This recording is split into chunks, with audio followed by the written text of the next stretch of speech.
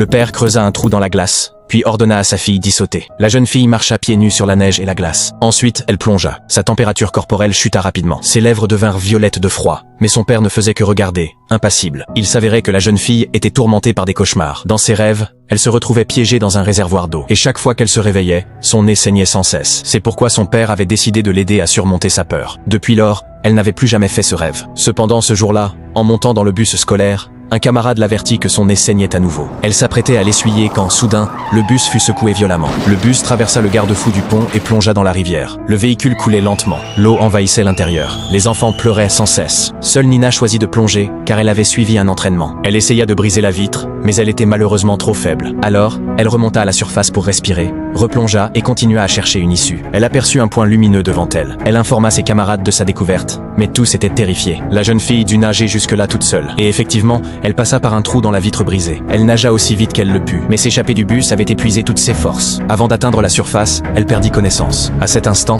un faisceau de lumière l'atteignit. Puis elle arriva dans un autre monde. Son corps recroquevillé flottait dans une sphère d'eau. Une main pénétra dans la bulle et tira la jeune fille. Une femme la prit dans ses bras et lui proposa deux choix: devenir un ange comme elle ou retourner dans le monde des humains. Pour revoir son père, Nina choisit de retourner. En guise de récompense, l'ange lui arracha les yeux. 7 minutes après la mort de la jeune fille, son père la trouva au bord de la rivière. Et bientôt, elle revint à la vie. Son père la serra fort dans ses bras. La jeune fille essaya d'ouvrir les yeux, mais elle ne pouvait plus rien voir.